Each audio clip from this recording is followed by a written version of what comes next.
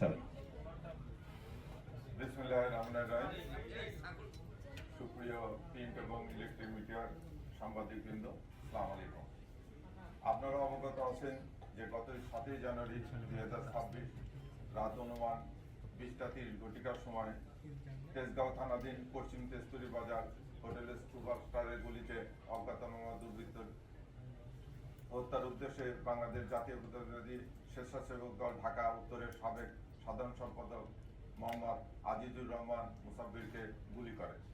এই ঘটনায় মুসাব্বির সহ 2 জন গুলিবিদ্ধ হয়।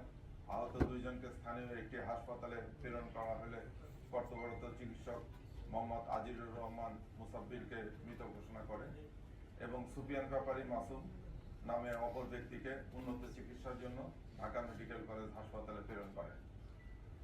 প্রিয় সাংবাদিক বৃন্দ, দেশব্যাপী আলোড়ন সৃষ্টিকারী এই ঘটনা নিহতের স্ত্রী বাদী হয়ে তেজগাঁ থানায় একটি মামলা দায়ের করে।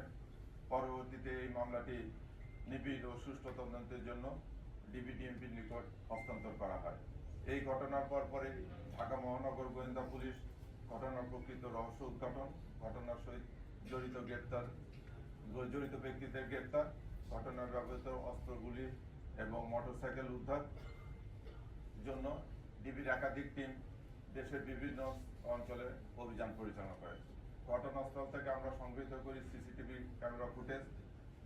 এই ফুটেজ এবং তথ্য প্রযুক্তির বিশ্লেষণ প্লাস আপনাদের মিডিয়া যে কর্মীরা আছেন তাদের যে তথ্য উপাত্ত এগুলো বিশ্লেষণ করে আমরা একাধিক টিম রাজধানী ঢাকা, মানিকগঞ্জ, ময়মনসিংহ, নেত্রকোনা জেলায় ধারাবাহিক অপারেশন পরিচালনা করে এবং এই ঘটনার সাথে শুটিং ইনসিডেন্টে সরাসরি জড়িত থাকা শুটার জিন্না, সমন্বয়কারী, এই ঘটনা যে সমন্বয় করেছিল সে বিল্লাল, তারপরে ঘটনা সংগঠনের পর তাদের আত্মগোপনে সহায়তাকারী আব্দুল কাদের ও ঘটনা যে রেকি করেছিল সেই রিয়াজকে গ্রেপ্তার করি। এ ব্যাপারে আপনারা অবগত আছেন। পরবর্তীতে চাঞ্চল্যকর মামলার সুষ্ঠু তদন্ত শুরু থেকে আমরা অত্যন্ত গুরুত্ব দিয়ে তদন্ত করছি। ঘটনার পেছনে সম্ভাব্য কারণ সমূহ চুলচেরা বিশ্লেষণ, গ্রেপ্তারদের কাছে প্রাপ্ত তথ্য পর্যালোচনা করে ঘটনার ব্যবহৃত আগ্নেয়াস্ত্র উৎস অনুসন্ধান সহ পলাতক অন্যদের গ্রেপ্তারের তৎপর থাকি।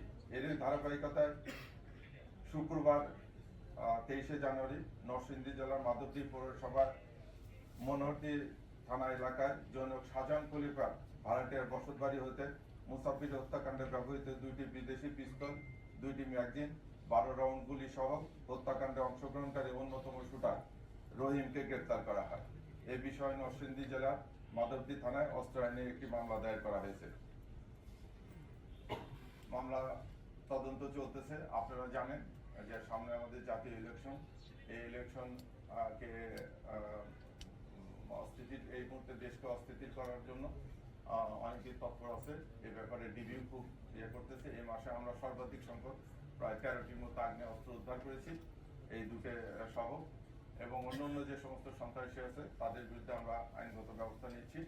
আপনারা সহযোগিতা করবেন মামলা সুষ্ঠু তদন্ত করে আমরা যেন দোষী ব্যক্তিদেরকে শাস্তির আওতায় আনতে পারি।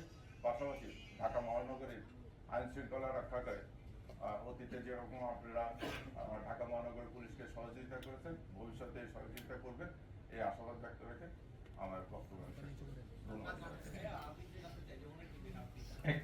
একজন করে প্রশ্ন করুন প্লিজ।